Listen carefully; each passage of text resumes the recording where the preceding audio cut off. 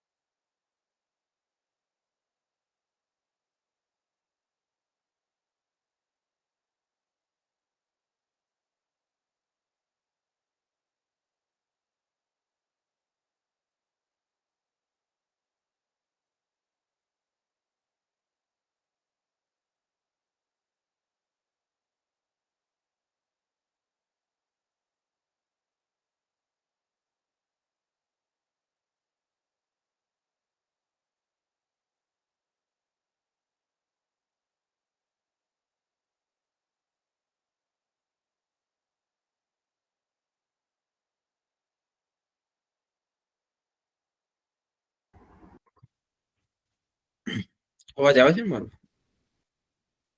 સંભળાય છે બધાને? બ્રેક પૂર્વક જેવું લાગે છે.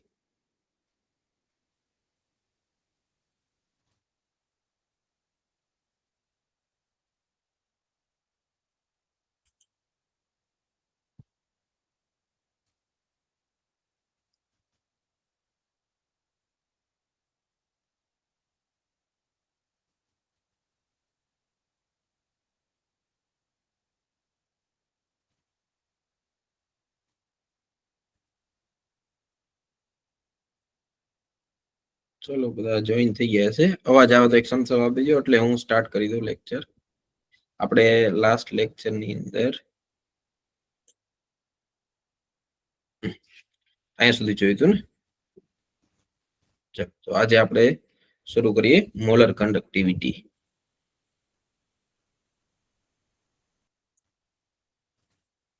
બસ કોઈ કહી દો કે અવાજ આવે છે એટલે હું સ્ટાર્ટ કરી દઉં.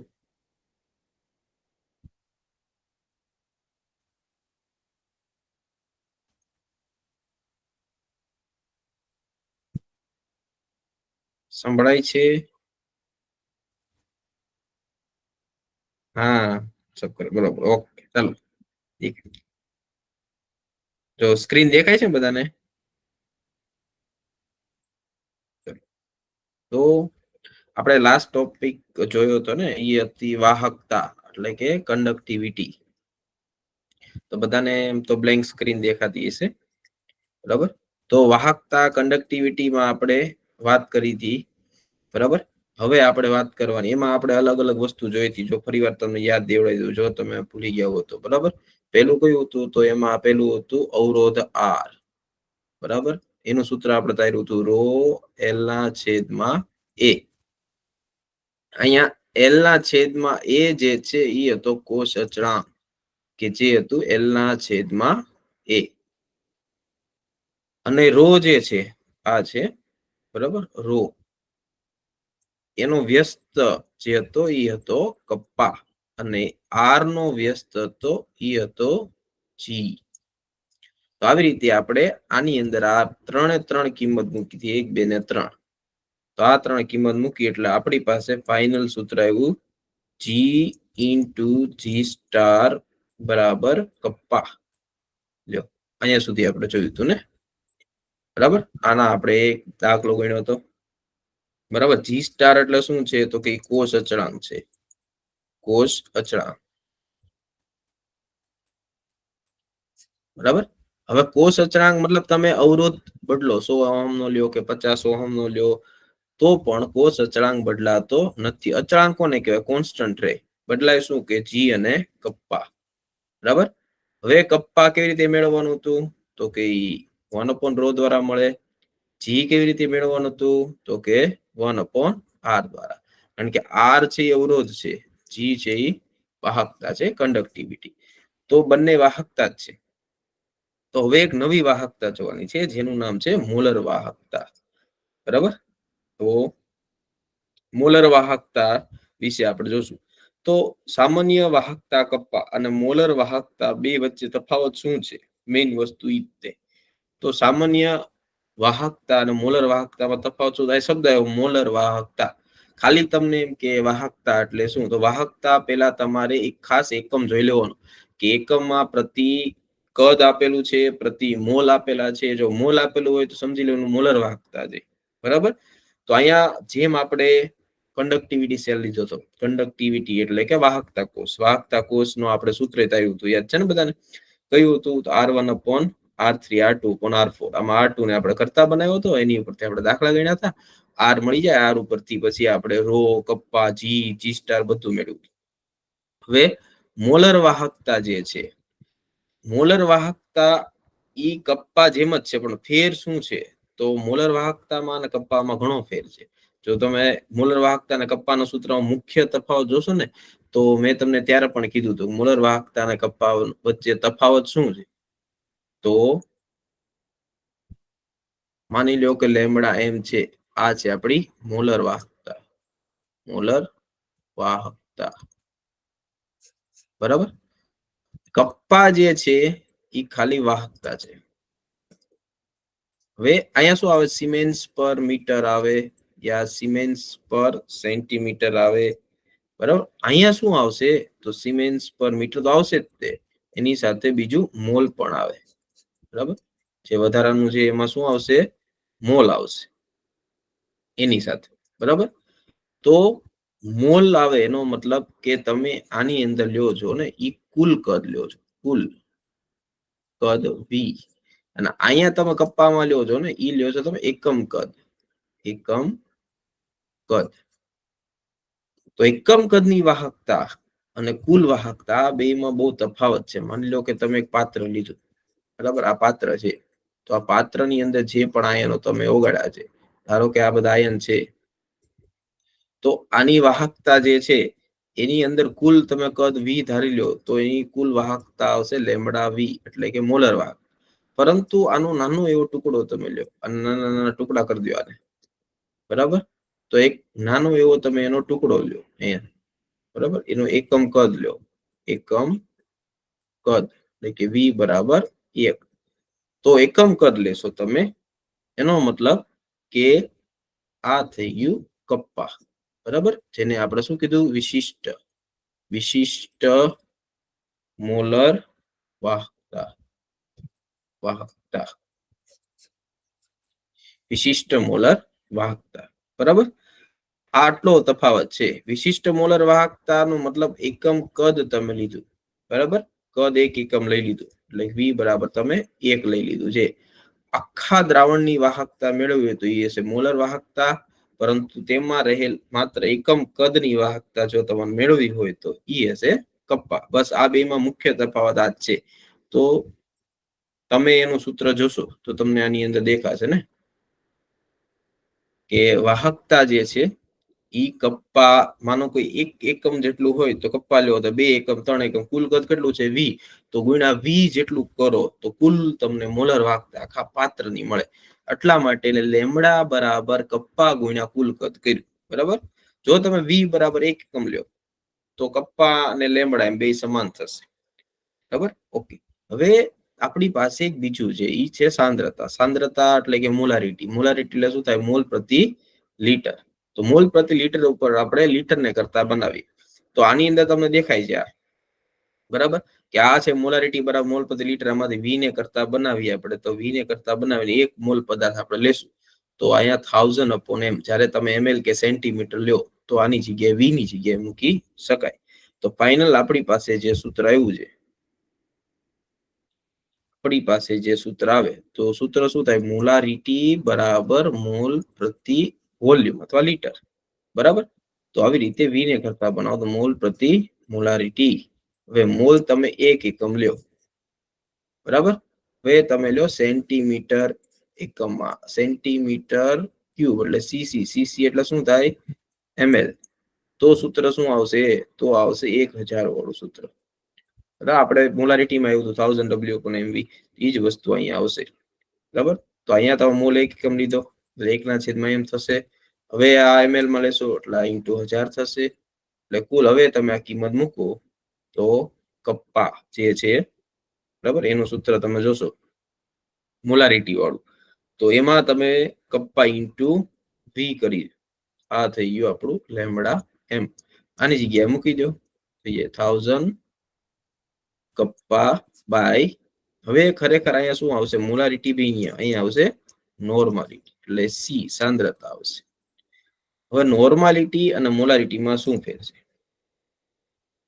બરાબર?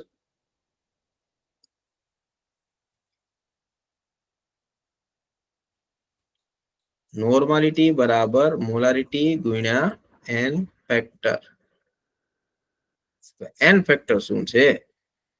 n ફેક્ટર છે એના પછી આપણે 3 રીતે વિભાજન કરીએ. જો નોર્માલિટી અને મોલારિટી વચ્ચેનો સંબંધ તમને સમજાવું તો n ફેક્ટર છે એ એસિડ માટે હોય, n ફેક્ટર છે એ બેઝ માટે હોય, અને એ ક્ષાર માટે પણ હોય. એસિડ, બેઝ અને ક્ષાર ત્રણેય માટે n ફેક્ટર હોય. એસિડના ઉદાહરણ આપણે લઈશું, જેમ કે HCl એસિડ છે, H2SO4 એસિડ છે, CH3COOH એસિડ છે. તો આ એસિડના n ફેક્ટર કેવી રીતે મેળવવા? તો કોઈ પણ એસિડ હોય એનું તમે આયનીકરણ કરો. મતલબ માનો લો કે તમારી પાસે HCl છે, તો તમે એનું આયનીકરણ કરો, શું મળે? H+ + Cl-. તો કેટલા H+ આયન છૂટા પડે છે? 1. તો એનો n ફેક્ટર થાય 1. બરાબર?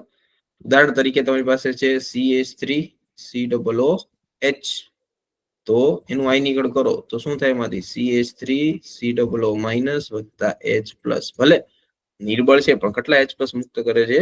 1. તો આનો n ફેક્ટર થશે 1. પરંતુ તમે H2SO4 નું સંપૂર્ણ આયનીકરણ કરો, 2H+ એમાં છૂટા પડે, SO4-. તો 2H+ એટલે કે 2H+ છૂટા પડ્યા, તો n ફેક્ટર એનો કેટલો થશે? 2. બરાબર? તો આવી રીતે તમારે એસિડમાં મુક્ત થતા H+ આયન, H+ ને શું કહેવાય? તો એનું પહેલા મેં સમજાવ્યું તમને કે 1H1 હોય એમાંથી એક H+ કાઢી નાખો, બરાબર? તો અહીંયાથી તમે ન્યુટ્રોન કાઢી નાખો તો આ 0 થઈ જાય, આ પ્લસ થઈ જાય, એક ઇલેક્ટ્રોન કાઢી નાખો. ન્યુટ્રોન તો હતો જ નહીં, એક પ્રોટોન એક ઇલેક્ટ્રોન હોય, આમાં એક પ્રોટોન અને એક ઇલેક્ટ્રોન હોય, બે એક એક હોય. ઇલેક્ટ્રોન તો દૂર થઈ ગયો, તો વધ્યો શું? પ્રોટોન. તો પ્રોટોન એટલે જ H+ થાય, યાદ રાખજો. તો કોઈ પણ એસિડ H+ મુક્ત કરે છે એનો મતલબ એ શું મુક્ત કરે છે? પ્રોટોન. એટલે એસિડ ને શું કહેવાય? Protic acid. બરાબર? યાદ રાખો. હવે માનો કે એક H+ આયન મુક્ત કરે, એનો મતલબ કે n ફેક્ટર કેટલો થશે? 1. તો એને કહેવાય મોનોપ્રોટિક. મોનોપ્રોટિક અથવા મોનોબેઝિક એસિડ. મોનોબેઝિક એસિડ કે જે H+ આયન આપે, જેનો n ફેક્ટર 1 હોય. જેમ કે આપણે જોયું HCl હોય તો એક H+ આપે, એસિટિક એસિડ હોય તો એક H+ આપે, HCN હોય તો એક H+ આપે. તો આ બધા એક H+ આપે, તો એનું n ફેક્ટર 1 લેવાનું. બરાબર? એવી રીતે તમે બીજું કોઈ આપણે લેશું, જેમ કે H3PO4. હવે અહીંયા થોડું ધ્યાન રાખવું પડે. બીજો એસિડ લો H3PO3, ત્રીજો એસિડ લો H3PO2. હવે જો આ બધામાં તમને એમ જ દેખાશે 3H+ છે, અહીંયા 3H+ છે, અહીંયા 3H+ છે. તો કેટલા H+ આયન આમાંથી મુક્ત થશે? કેટલા H+ આયન આમાંથી મુક્ત થશે? ટ્રાય કરો તમે બધા. તો કોઈ દિવસ અહીંયા 3 હોય તો અહીંયા 3H+ આમ લખી નાખવાનું કે આમાંય 3H+ કે આમાંય 3H+. આવી રીતે ક્યારેય કરાય નહીં. આ પડે ખોટું, આ પડે ખોટું. બરાબર, આ સાચું છે. શા માટે કહું? કારણ કે આ બધાના તમને આવડવા જોઈએ બંધારણ. બંધારણ હવે શીખવાડું છું તમને કે બંધારણ કેવી રીતે યાદ રાખે.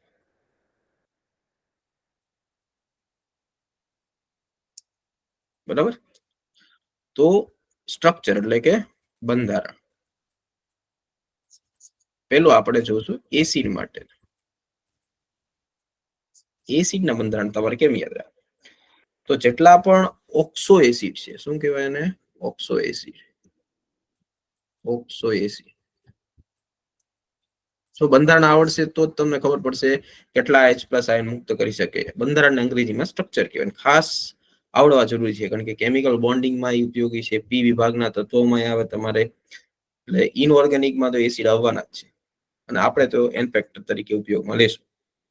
કેટલાય બધા એસિડ છે. માની લો તમારી પાસે છે પેલા H3PO4, એક છે H3PO3, H3PO2, એક છે H2SO4, H2SO3, HClO, HClO2, HClO3, HClO4. તો આ બધા એસિડ છે. આ બધા મેં દોર્યા. બરાબર, માની લો કે HNO2 nitrous acid, HNO3 nitric acid. તો આ નાઇટ્રોજન વાળા છે, આ ફોસ્ફરસ વાળા, સલ્ફર વાળા, ક્લોરીન વાળા, ઘણા બધા હોય. ઓક્સિજન યુક્ત એસિડ હોય, એ બધાના ઓક્સો એસિડ કહેવાય. બરાબર, હવે આ બધાના સ્ટ્રક્ચર છે ને તમને માત્ર 1 મિનિટમાં આવડી જાય. સાવ ઈઝી છે. સ્ટ્રક્ચર મતલબ બંધારણ. કેવી રીતે? તો એનો નિયમ યાદ રાખો. 3 નિયમ છે, તમે બુકમાં લખી નાખો. પહેલો નિયમ, ઓછામાં ઓછું, ઓછામાં ઓછું એક દ્વિબંધ ઓક્સિજન, આને કહેવાય દ્વિબંધ ઓક્સિજન, તમારે કેન્દ્રસ્થ પરમાણુ સાથે, કોની સાથે? કેન્દ્રસ્થ પરમાણુ સાથે જોડો. કેન્દ્રસ્થ પરમાણુ એટલે કે સેન્ટ્રલ એટમ. મારે પેલા શું કરવું? Double bond oxygen. ઓક્સિજન ની છે ને થોડીક શરતો હોય. મેં તમને પેલા પણ કીધું હતું કે ઓક્સિજન કોઈ સાથે એકલ બંધ દ્વારા જોડાય તો એ ઓક્સિજન હોય માઇનસ. જો ઓક્સિજન કોઈ યારે દ્વિબંધ દ્વારા જોડાય તો એ તટસ્થ હોય. ઓક્સિજન કોઈ યારે 3 બંધ દ્વારા જોડાય તો એ પ્લસ. આ હંમેશા યાદ રાખવું. બરાબર, આમાંથી આપણે આ દ્વિબંધ વાળો ઓક્સિજન લેવાનો છે, તટસ્થ ઓક્સિજન હશે. પહેલો નિયમ, કેન્દ્રસ્થ પરમાણુ, માનો કે આ ફોસ્ફરસ હોય તો પેલા શું કરી દેવું? Double bond oxygen. માનો કે સલ્ફર હોય તો પેલા ડબલ બોન્ડ ઓક્સિજન. માનો કે ક્લોરીન હોય તો પેલા ડબલ બોન્ડ ઓક્સિજન. આ કામ તમારે સૌ પહેલા કરવાનું. પહેલો નિયમ છે. કેન્દ્રસ્થ પરમાણુની ઉપર પેલા ઓછામાં ઓછો એક દ્વિબંધ તમારે લગાડી દેવાનો છે. ચલો, એટલું સમજાઈ ગયું બધાને?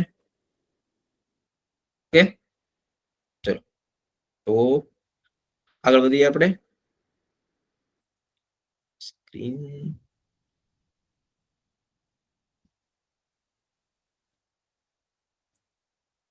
દેખાય તો છે, વાંધો નહીં. દેખાય એટલું જ છે ને? હેન્ડરાઇટિંગ કે નાની સ્ક્રીન પડે છે કેજો પાછા, કેમ કે તમે જોવો છો એટલે તમને ખબર. પેલો નિયમ.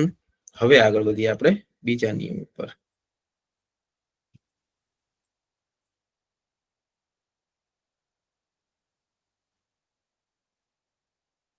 બીજો નિયમ. બીજો નિયમ છે, પેલો નિયમ હતો ઓછામાં ઓછા ડબલ બંધ એક હોવો જોઈએ. બીજો આવે છે વધારેમાં વધારે. વધારેમાં વધારે જેટલા બને એટલા OH બંધ જોડવાના, બંધ બનાવવા. આ બીજો નિયમ છે. પેલો ઓછામાં ઓછા ડબલ બોન્ડ એક મૂકી દેવાનો, પછી વધારેમાં વધારે OH બંધ બનાવવાના. હાલો એક ઉદાહરણથી આપણે સાબિત કરશું. જેમ કે હું તમને આપું છું H3PO4 તમને આપેલું બરાબર. તો H3PO4 તમને આપેલું છે. તો H3PO4 ની અંદર તમારે બંધારણ દોરવું હોય તો પેલા કેન્દ્રસ્થ પરમાણુ કોણ છે? ફોસ્ફરસ. તો પેલા ફોસ્ફરસ ને મૂકવાનો. હવે આપણો નિયમ શું છે? એટલીસ્ટ ઓછામાં ઓછો એક ઓક્સિજન મૂકી દેવાનો. આમાં જોવાનું કેટલા આવે OH બની કે તો કે એક ફોસ્ફરસ વપરાઈ ગયું, ઓક્સિજન વપરાઈ ગયું. ઓક્સિજન કેટલા આવે ત્યાં 3, હાઇડ્રોજન કેટલા આવે ત્યાં 3. તો આમાંથી OH કેટલા બની કે તો કે 3 OH બની કે જી. બસ તો 3 OH જોડી દો. એક OH, આ બીજો OH, આ ત્રીજો OH. લ્યો થઈ ગયું. અને ફોસ્ફરસ છે એ કયા સમૂહમાં હોય તો કે 15મા સમૂહમાં. Nitrogen, phosphorus, arsenic, antimony, bismuth. તો ફોસ્ફરસ 15મા સમૂહ હોય કેટલા બંધ બનાવે? 5. અને દેખાય છે તમને અહીંયા કે 1, 2, 3, 4 અને 5 બંધ બનાવ્યા. બરાબર, સંયોજકતા પૂરી થઈ ગઈ છે. તો આવી રીતે તમારે બધાનું બંધારણ બનાવવાનું છે. બહુ કામ લાગશે. હવે આની અંદર તમારે OH કેટલા છે ગણવાના. જો આ એક OH, આ બીજો OH ને આ ત્રીજો. જે OH હોય ને એને કહેવાય હાઇડ્રોક્સી ગ્રુપ. શું કહેવાય એને? આને કહેવાય હાઇડ્રોક્સી સમૂહ. બરાબર, એટલા માટે શીખવાડું કે તમને એન ફેક્ટર ખબર પડે. તો એસિડ હોય H+ આયન મુક્ત કરે. H+ આયન તો જ મુક્ત થાય જો ઈ OH માંથી જતો હોય. OH માંથી જતો હોય, OH માંથી. તો કેટલા H+ જશે? 1, 2 ને 3. એટલે કે 3 H+ આયન આમાંથી મુક્ત થાય. એટલે આને કહેવાય ટ્રાઇબેઝિક એસિડ. આને કહેવાય ટ્રાઇપ્રોટિક એસિડ. ટ્રાઇપ્રોટિક એટલે કે એન ફેક્ટર બરાબર 3. જો બરાબર. તો એક એસિડ માટે તમને સમજાઈ ગયું બધાને?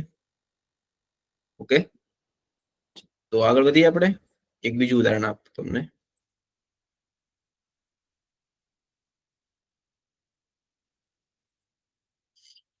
ચલો એક બીજું ટ્રાય કરીએ આપણે. હાલો બધા એક એક ટ્રાય કરીએ. H3PO3. H3PO3 નું બંધારણ દોરો તો બધા. તો પેલો નિયમ શું કીધો મેં? Double bond oxygen. હવે જો આની અંદર OH કેટલા વધ્યા? તો એક ઓક્સિજન વપરાઈ ગયો, 2 ઓક્સિજન વધ્યા ને. તો 2 OH વધશે ને. 1 અને 2 OH.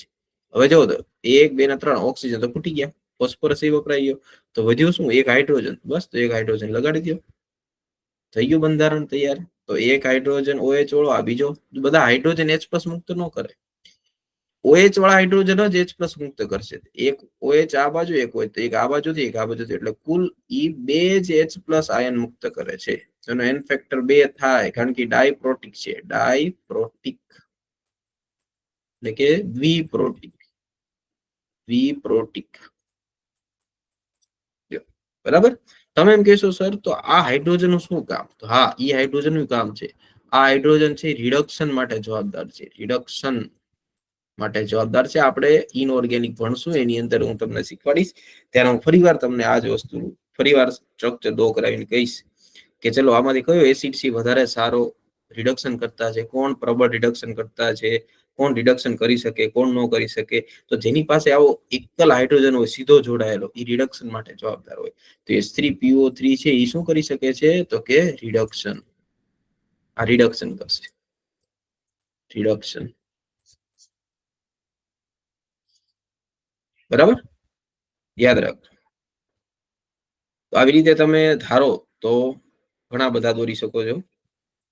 ચલો એક તો જોઈ લીધું આપણે. હવે બીજો H3PO2. H3PO2 તમે તો આમાં કેન્દ્રસ્થ પરમાણુ છે P, દ્વિબંધ ઓક્સિજન, વધારે વધારે OH.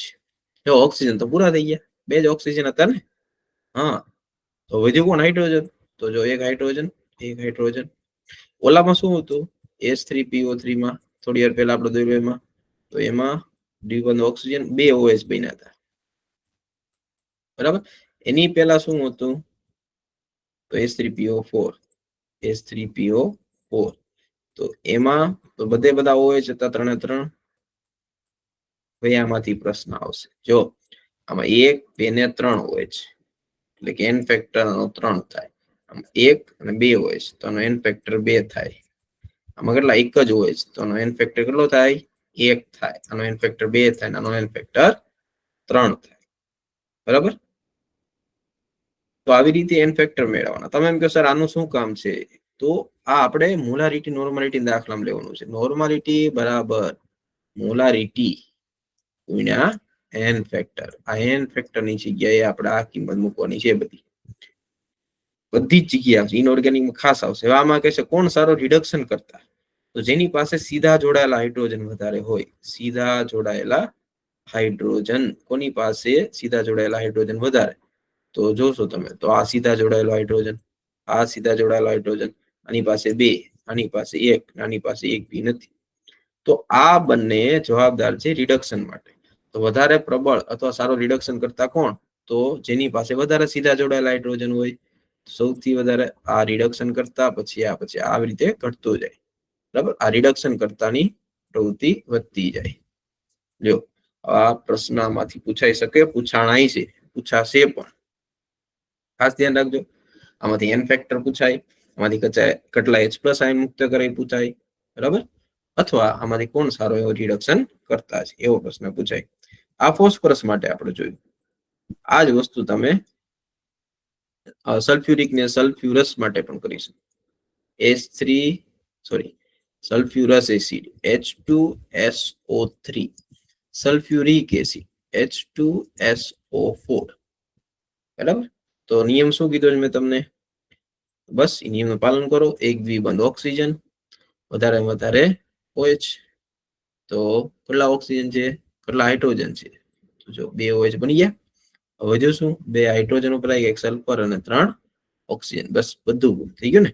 તો વધે શું, અહીંયા લોન પેર વધે. શું વધે? આને કહેવાય અબંધકારક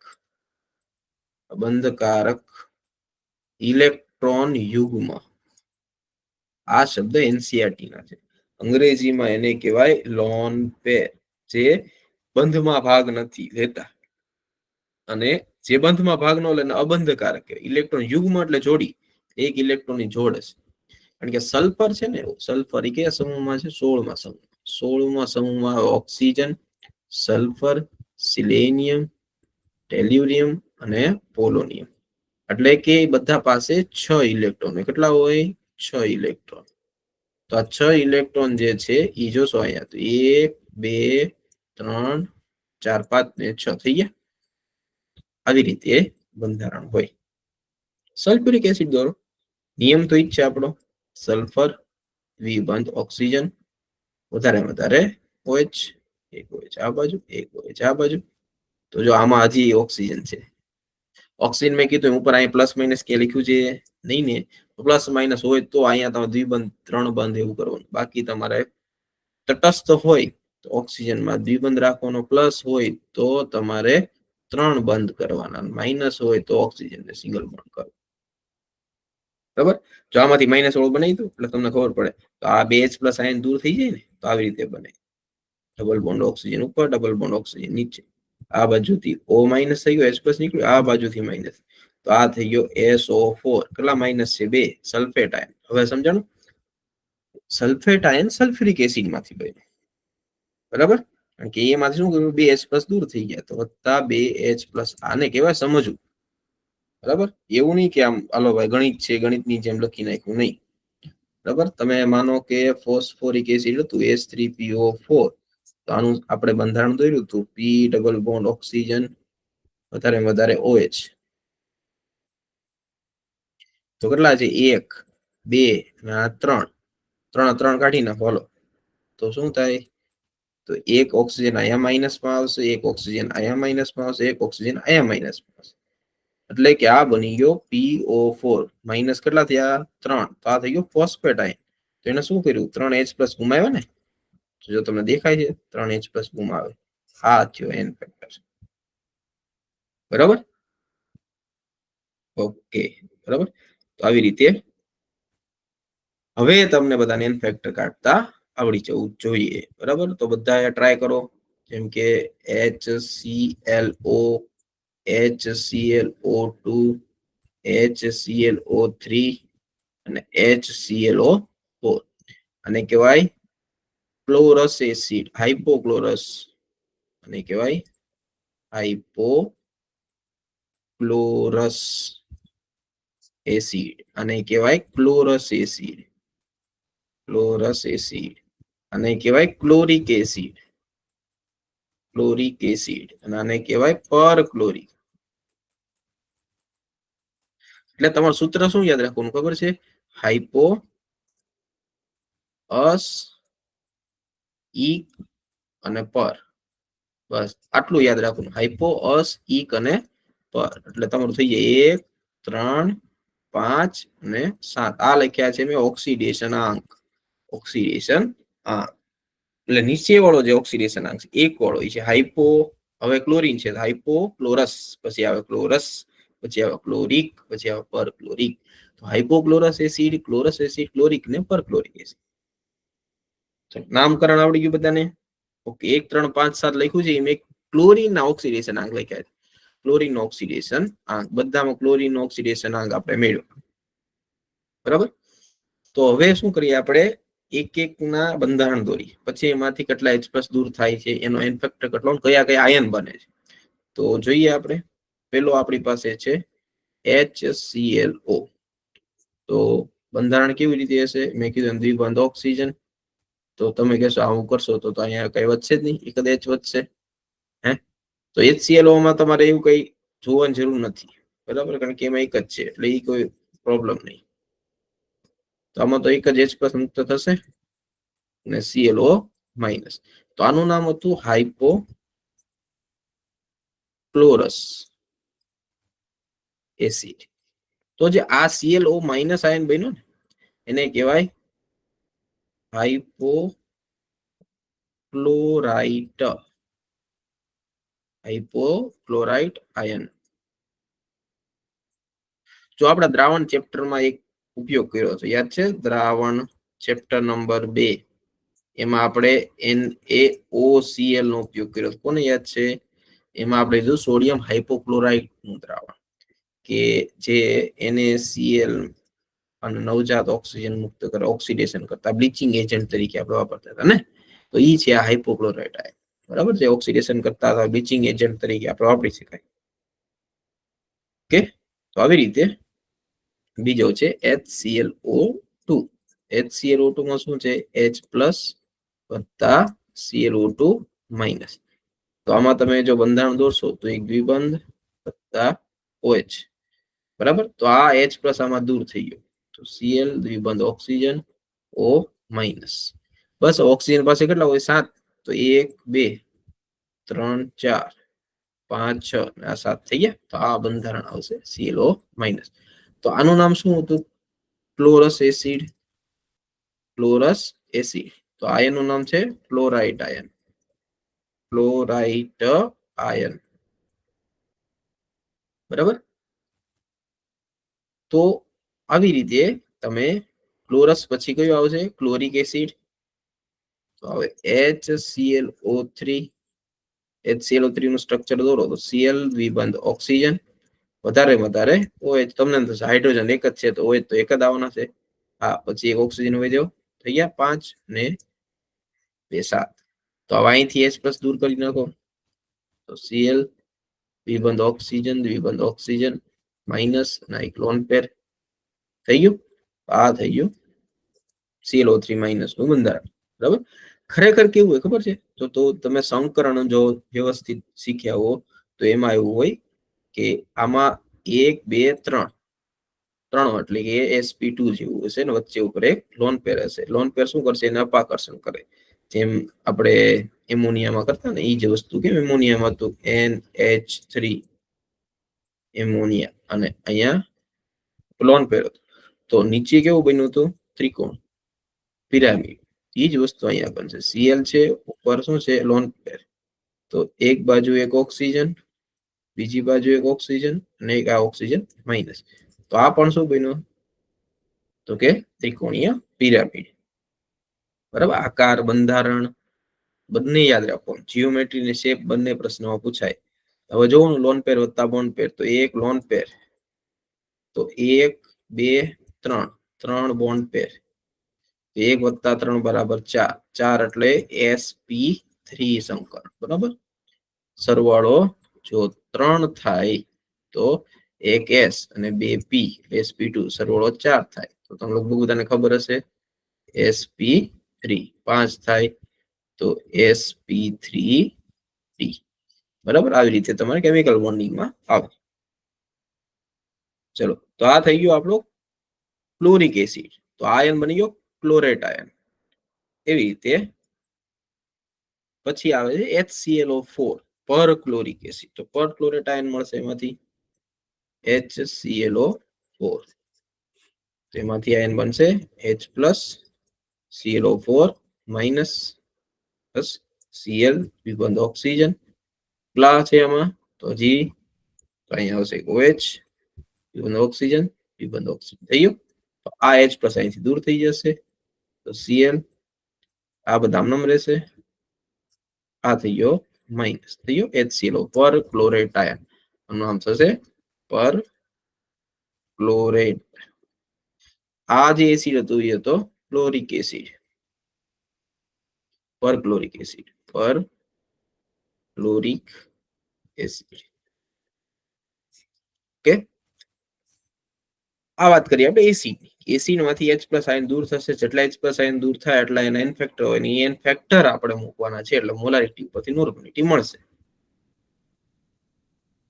બેઝ માટે વાત કરીએ આપણે બેઝ માટે તો બેઝમાં શું હતું માનો કે તમારી પાસે બેઝમાં S વિભાગ ન થતો હોય કયા હોય S વિભાગ એટલે S બ્લોક એલિમેન્ટ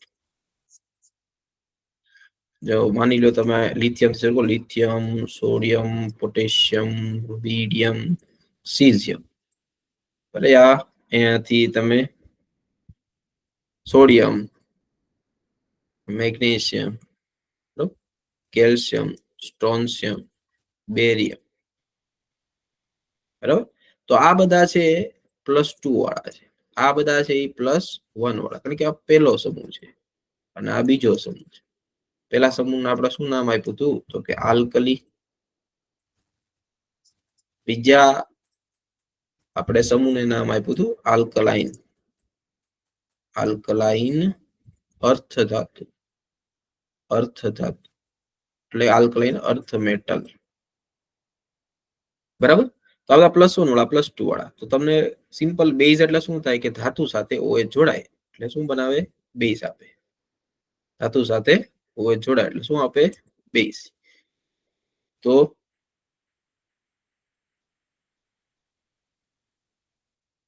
માનો કે આપણે સોડિયમ લીધો તો એને પ્લસ એને OH એવી રીતે સીઝિયમ હાઇડ્રોક્સાઇડ એવી રીતે કેલ્શિયમ હાઇડ્રોક્સાઇડ બરાબર એવી રીતે મેગ્નેશિયમ હાઇડ્રોક્સાઇડ તો આ બધામાં સીધું સિમ્પલ છે ધન આયન વત્તા ઋણ આયન તો કેટલા છે OH મુક્ત થાય 2 તો એન ફેક્ટર એનો 2 આમાં 1 મુક્ત થશે ને કારણ કે એને OH માં 1 જ છે તો એન ફેક્ટર કેટલો આવશે 1 સીઝિયમ હાઇડ્રોક્સાઇડ માં સીઝિયમ પ્લસ OH માઈનસ તો એન ફેક્ટર કેટલો થશે 1 આમાં કેટલા થશે કેલ્શિયમ +2 છે તો 2 OH મુક્ત થશે તો એન ફેક્ટર એનો કેટલો 2 મેગ્નેશિયમ છે +2 છે તો OH કેટલા આવશે 2 તો એન ફેક્ટર કેટલો એનો 2 તો બેઝમાં સીધું સિમ્પલ છે એલ્યુમિનિયમ છે તો એમાં OH કેટલા હોય 3 તો જો એલ્યુમિનિયમ આયન છૂટો પડતો હોય અને 3 OH આવી રીતે આયનીકરણ પામતા હોય પણ ખરેખર આ એક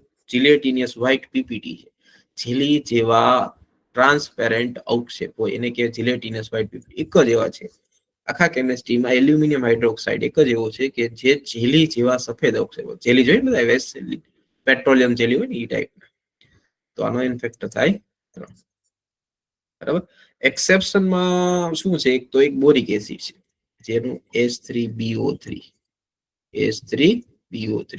તો આપણને એમ દેખાય છે કે હા હવે બોરિક એસિડ છે નિયમ પ્રમાણે આવી રીતે હોય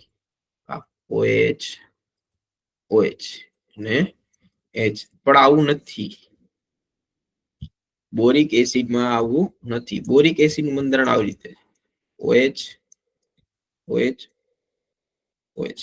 એનું કારણ કે બોરોન છે 3 બંધ બનાવે છે બરાબર તો તમે એમ કહો સર હા તો 3 થાય તો 3 H+ ગુમાવે તો ઈ ખોટું પડે 3 H+ નહીં ગુમાવે એક તો એની પાસે 3 OH છે ને તો ઈ શું કરે જ્યારે તમે બોરિક એસિડને પાણીમાં નાખશો તો એ પાણીનું આયનીકરણ કરશે પાણીનું H+ અને OH- અને આ OH- આ ભાઈ લઈ લેશે શું કામ કારણ કે 13મા સમૂહના જે તત્વ છે બોરોન, એલ્યુમિનિયમ, ગેલિયમ, આ બધા કેવા છે ઇલેક્ટ્રોન સ્વીકાર શું કરે સ્વીકારે અને અષ્ટક રચના પૂર્ણ કરે શું કરે અષ્ટક પૂર્ણ કરે ઇલેક્ટ્રોન સ્વીકારીને એની 8 ઇલેક્ટ્રોન પૂર્ણ કરે તો અહીંયા જો એક બંધ એટલે 2 ઇલેક્ટ્રોન એક બંધ એટલે 2 ઇલેક્ટ્રોન એક બંધ એટલે 2 ઇલેક્ટ્રોન તો કુલ કેટલા ઇલેક્ટ્રોન થયા તો કે 6 તો ઈ OH હજી એક બંધ બનાવશે તો આવી રીતે ઈ મેળવશે તો એક OH મેળવ્યું બાકીના 3 OH તો એની પાસે હતા જ પહેલેથી તો BOH4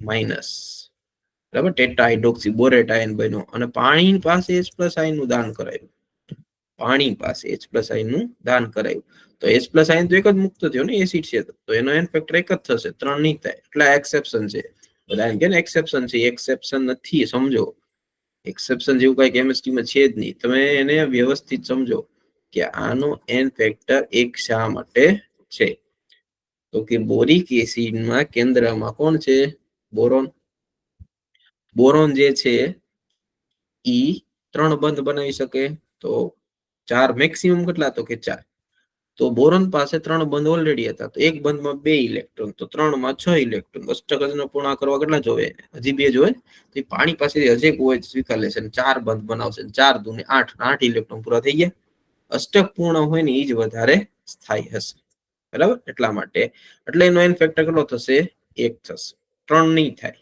3 ભલે OH હોય પણ એનો n ફેક્ટર કેટલો થશે 1 થશે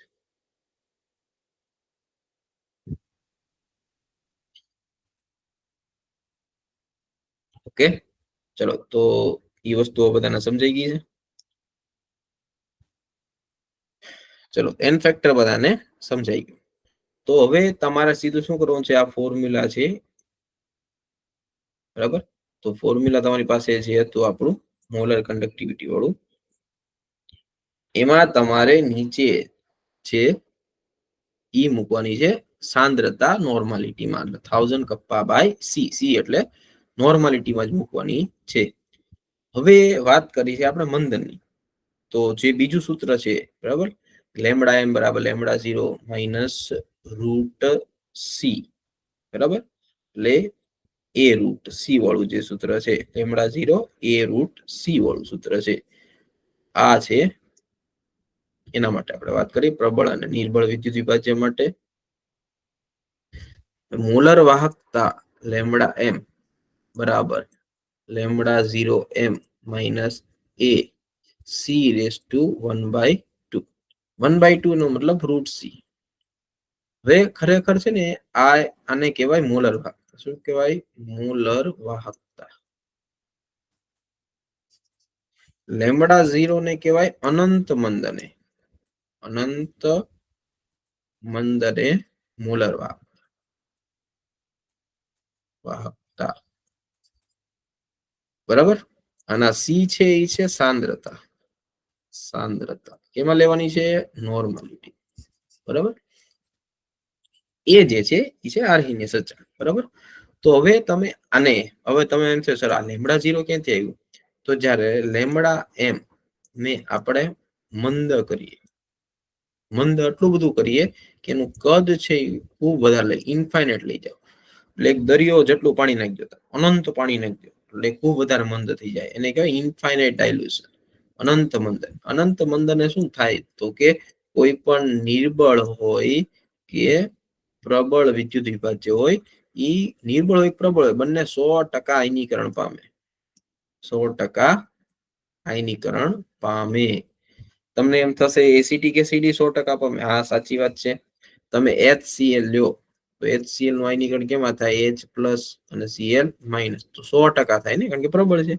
પણ ઈ જગ્યાએ તમે જો CH3COOH લીધું હોય તો ઈ નિર્બળ છે નિર્બળ એસિડ છે 100% નો થાય વાત સાચી પરંતુ તમે જો પાણી એટલું બધું મંદ કરી દો તો પાણી ખૂબ બેરું અનંત મંદ લઈ જાવ તો પાછું ઈ બી 100% થશે અનંત મંદને પ્રબળ અને નિર્બળ બંને 100% આયનીકરણ પામે છે આ ખાસ યાદ રાખજો બરાબર તો એનો આપણે ઉપયોગ કરવાનો છે લેમ્બડા એમ લેમ્બડા 0 એમ એ અંડર રૂટ સી હવે શું થાય આલેખ દોરવામાં આવ્યો. હવે અલગ અલગ હોય, પ્રબળ અને નિર્બળ બંને વિદ્યુત વિભાજ્ય માટે આ આલેખ દોરવામાં આવ્યો.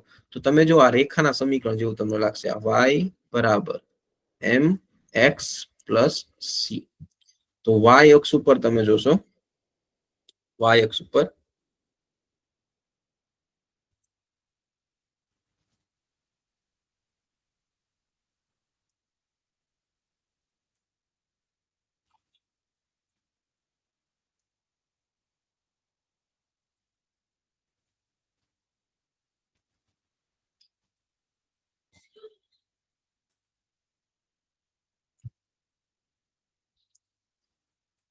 ઓકે, તો આ છે y અક્ષ અને આ છે x અક્ષ. તો y અક્ષ ઉપર લેવાનું છે તમારે લેમ્બડા m એટલે કે મોલર વાહકતા. x અક્ષ ઉપર લેવાનું છે તમારે અંડરરૂટ c એટલે કે અંડરરૂટ c. તો આ છે, આને કહેવાય આંતરછેદ. શરૂઆત ક્યાંથી થશે? લેમ્બડા 0 થી. અને ઢાળ કેવો છે? ઋણ, એટલે નીચે આવશે લેમ્બડા 0 m. ઢાળ કેટલો છે? a છે, ઈ પણ ઋણ છે. આલેખ આ રીતનો આવશે, આ y અક્ષ, આ x અક્ષ, આ ઢાળ આવી રીતે. આ જે હશે અહીંથી અહીંયા સુધી લેમ્બડા 0 m, ઢાળ છે ઈ a એટલે કે નીચે આવશે. આ હશે લેમ્બડા m, ના હશે રૂટ c. બરાબર. તો આ કોનો આલેખ છે? તો કે પ્રબળ વિદ્યુત વિભાજ્ય માટે. પ્રબળ વિદ્યુત વિભાજ્ય માટે એનો મતલબ એમ થયો ને કે સાંદ્રતા c ઘટે. c સાંદ્રતા ક્યારે ઘટે? જ્યારે મંદન કરવામાં આવે. મંદન કરવામાં આવે ત્યારે સાંદ્રતા ઘટે. સાંદ્રતા ઘટે એટલે ગ્રાફમાં પાછળ જાઓ. પાછળ જાઓ એમ શું થાય? મોલર વાહકતા વધતી જાય. આલેખ ઉપરથી તમને એક વસ્તુ ખબર પડી ગઈ. શું ખબર પડી ગઈ? કે જેમ જેમ તમે સાંદ્રતા ઘટાડો એટલે કે તમે કરો મંદન, તેમ આલેખ કઈ તરફ જશે? ઉપર તરફ જશે. બરાબર. આમ જશો તેમ શું થાય? તો કે લેમ્બડા m નું મૂલ્ય વધે. મંદન કરવાથી મોલર વાહકતા વધે. એટલે કે માની લો એક પાત્ર છે, આ પાત્રની અંદર મેં પેલા નાખ્યા છે NaCl. તમે કહો સર NaCl તો પ્રબળ છે. વાત સાચી. NaCl કેવા છે? પ્રબળ. પ્રબળ હોય તો 100% આયનીકરણ પામે. 100% વાત સાચી. બધે બધા આયન છે તો બધે બધા આયન પહેલેથી જ છૂટા છે. તો પણ હું એમ કહું છું કે મંદન કરો ને તો હજી વધારે આમાં વાહકતા વધે. તમે એમ કહો સર પેલા બધા આયનીકરણ પામેલા હતા, પછી બધા છે તો આયન તો સંખ્યા એટલી ને એટલી છે. વાત સાચી, આયનની સંખ્યા એટલી ને એટલી રહેશે. તો ફેર ક્યાં પડે? મંદન કરવાથી. તો મંદન કરવાથી થાય શું? ઈ સમજી લો. આ એક પાત્ર છે, બરાબર. તો આની અંદર તમે કોઈ વિદ્યુત વિભાજ્ય ઉમેરો. માની લો કે તમે આની અંદર નાખ્યું છે NaCl. તો આની અંદર કયા આયન છે? Na+Cl-. બધા આયન છૂટા થઈ ગયા. બધે બધા આયનીકરણ પામે 100%, કે પ્રબળ. તોય હું એમ કહું છું કે આમાં હજી તમે આમાં પાણી નાખો, જેમ જેમ દ્રાવક નાખશો, મંદન કરશો, તેમ તેમ તેમાં મોલર વાહકતા લેમ્બડા m વધવાની છે. કેવી રીતે? તો એનું કારણ આવે. જો પ્રબળ માટે કારણ શું છે? તો એનું કારણ આવે કે જ્યારે સાંદ્રતા વધારે હોય. સાંદ્રતા વધારે ક્યારે હોય? તો કે મોલ પ્રતિ લિટર. જ્યારે કદ એનું ઓછું હોય. કદ ઓછું હોય, પાણીનો જથ્થો ઓછો હોય, બરાબર, ત્યારે સાંદ્રતા વધારે. હવે પાણીનો જથ્થો વધારો, સાંદ્રતા ઓછી થાય. સાંદ્રતા ઓછી, લેમ્બડા m વધારે. તો પેલા શું હતું કે આયનો જે છે એને પ્લસ આયન અને Cl માઇનસ આયન, આ આયન વચ્ચે એક હતું આયોનિક પ્રકારનું આકર્ષણ. આંતર આયોનિક પ્રકારનું આકર્ષણ બળ. આ આયોનિક પ્રકારનું આકર્ષણ બળ કેવા પેલા હતું? પ્રબળ. હવે તમે એને શું કરો છો? મંદ. જેમ તમે એને મંદ કરતા જાઓ તો આયોનિક પ્રકારનું આકર્ષણ જે બળ છે પેલા પ્રબળ હતું એ કેવું થઈ જાય? હવે નિર્બળ. એટલે આયન પેલા છે ને હતા તો ખરી જ તે, પણ ઈ આયન ફ્રી નો કહેવાય. ઈ આયન એકબીજા સાથે ઇન્ટર આયોનિક એટ્રેક્શન ફોર્સ દ્વારા એકબીજા સાથે જોડાયેલા. હવે તમે શું કર્યું? પાણી નાખ્યું. પાણી નાખવાથી આયન છૂટા છૂટા થયા. આયનીકરણ થઈ ગયું હતું. વાત સાચી, 100% આયનીકરણ ન થયું હોય તો લેમ્બડા m ઓછી હોય. પણ આયનીકરણ પહેલેથી જ 100% થઈ ગયું, તોય પાણી નાખ્યું તોય લેમ્બડા m વધી. એનું કારણ કે પેલા આયનીકરણ થઈ ગયું પણ આયન એકબીજાથી નજીક હતા, આકર્ષણથી જોડાયેલા, મુક્ત નહોતા. મુક્ત એટલે ફ્રી નહોતા. હવે ત્યારે તમે પાણી નાખો છો તો આ બધા આયનો કેવા થઈ ગયા? મુક્ત બની ગયા. કેવા થઈ ગયા? મુક્ત. ફ્રી આયનની સંખ્યા વધે. આંતર આયોનિક આકર્ષણ ઘટે, નિર્બળ બને, આ એનો જવાબ આવે. એના લીધે જ શું થાય તો કે લેમડા એમ જે છે એ મંદન એટલે શું થાય, રૂટ સી ઘટે. તેમ સ્ટ્રેટ લાઈનમાં તમને આ તરફ ઉપર જતો દેખાય ગ્રાફ, મોલર વાહકતા વધે. બરાબર. આની કમ્પેરિઝન હવે આ આલેખ છે ને કોના માટે છે, પ્રબળ માટે. NaCl કેવો છે, પ્રબળ વિદ્યુત વિભાજ્ય, 100% એની કરતા. હવે આને આ તમે નિર્બળ માટે જો તો આ આલેખ જો આમ આવશે વક્ર. આ કોના માટે તો પ્રબળ માટે આલેખ છે, આ કોના માટે છે, નિર્બળ માટે આલેખ છે. બરાબર. જો તમારી પાસે પાઠ્યપુસ્તક હોય, બરાબર, તો પાઠ્યપુસ્તક અથવા ટેક્સ્ટ બુક તમારી પાસે જે પણ છે, ચોપડી છે, એની અંદર તમે આલેખ જોશો તો આ આલેખ છે એ બંને હશે. પેલો આલેખ હતો ને સ્ટ્રેટ લાઈન વાળો, એ પ્રબળ વિદ્યુત વિભાજ્યનો હશે. અને જે બીજો આલેખ છે ને વક્ર, બરાબર, શાર્પલી એબ્રપ્ટ રીતે ઉપર જાય છે ને, એ હશે નિર્બળ વિદ્યુત વિભાજ્યનો આલેખ. બરાબર.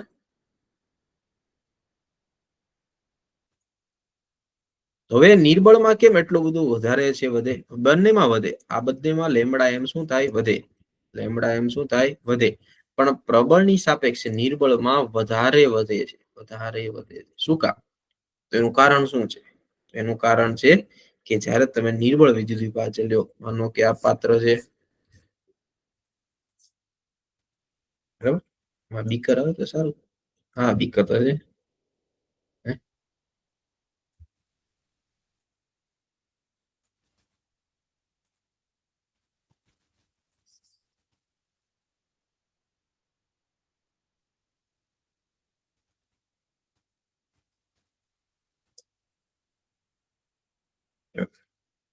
તો માનો કે આ છે બીકર, તો આની અંદર જ્યારે તમે પેલા શરૂઆત તો નિર્બળ વિદ્યુત વિભાજન નાખ્યું, માની લો કે તમે નાખ્યું CH3COOH, અને કહેવાય નિર્બળ વિદ્યુત વિભાજ્ય. તો આ જે છે ને જે આપણે મંદ નથી કર્યું, હું હવે આની અંદર પાણી ઉમેરું છું, પાણી H2O, બરાબર. તો આ H2O હું ઉમેરું છું, તો H2O શું કરવાનું છે કે પેલા CH3COOH જે હતા, માની લો કે તમારી પાસે 100 અણુ હતા, તો એમાંથી બધાનું આયનીકરણ નથી થઈ ગયું. પેલા શરૂઆતમાં Ca3COO માઇનસ ને H પ્લસ, માની લો કે 20 આયનો મળ્યા. તો હજી વધારાનું શું છે તો કે CH3COO વિભાજન પામ્યા વગર આવી રીતે 80 અણુ રહ્યા.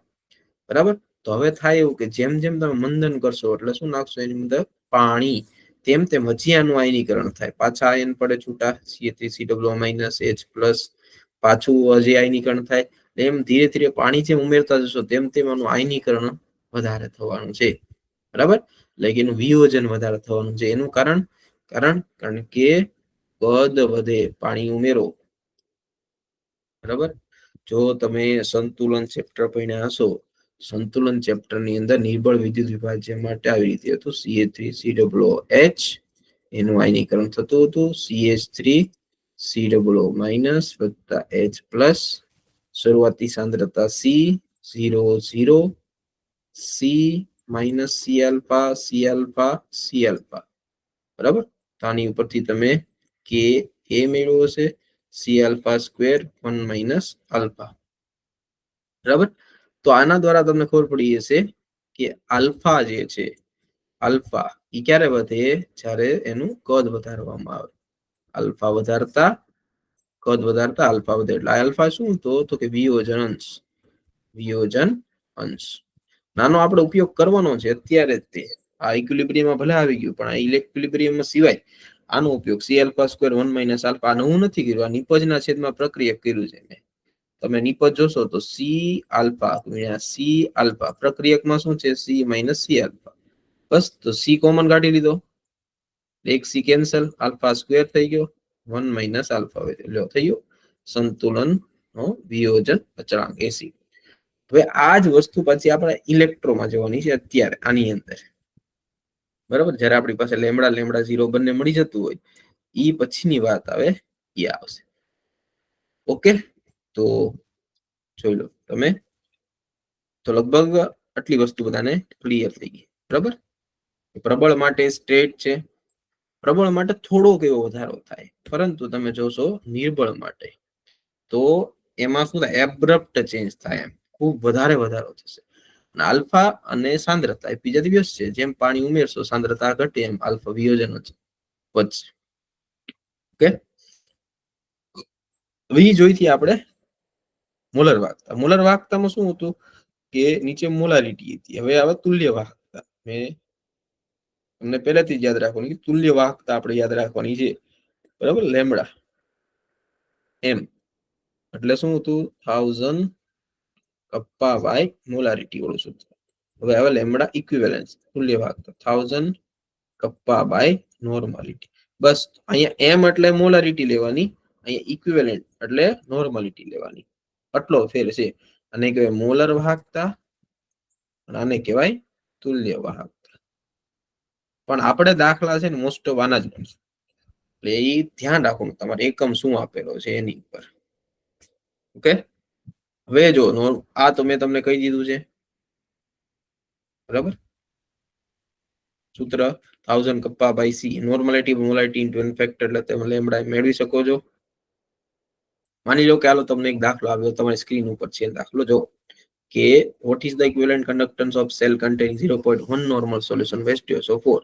સેલ કોન્સ્ટન્ટ આપ્યો છે, ઓહમ એ મોલર વાહકતા ગોતવાની છે. મોલર વાહકતા એટલે લેમ્બડા એમ જોવે છે તમારે. તમારી પાસે આર છે અવરોધ, તમારી પાસે છે કોષ અચળાંક 0.5 અને સાંદ્રતા છે 0.1, બરાબર. સાંદ્રતા 0.1 છે, તો જે વસ્તુ હોય એ બધીને આપણે ભેગું કરવાનું છે. આપણે શું જોવે છે, લેમ્બડા એમ. લેમ્બડા એમ જોવે તો આપણી પાસે શું હોવું જોઈએ, 1000 કપ્પા બાય સી. સાંદ્રતા તો છે, હવે કપ્પા હોવું જોઈએ ને, તો કપ્પા છે આપણી પાસે સિમેન્સ પર સેન્ટીમીટર મીટર એવું કયા તો આપણી પાસે છે નહીં, તો કોષ અચળાંક છે ને, અને ઓહમ છે, આર છે. તો કપ્પા કેવી રીતે મળશે, જી ઇન્ટુ જી સ્ટાર. તો જી સ્ટાર એટલે આ કોષ અચળાંક છે, કોષ અચળાંક,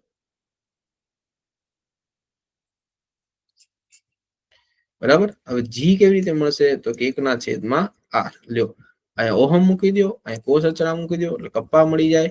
આ કપ્પા એમ મૂકી દો, સાંદ્રતા મૂકી દો 0.1, નોર્માલિટી હોય તો, બરાબર મૂકી દો, એટલે લેમ્બડા એમ મળી જશે.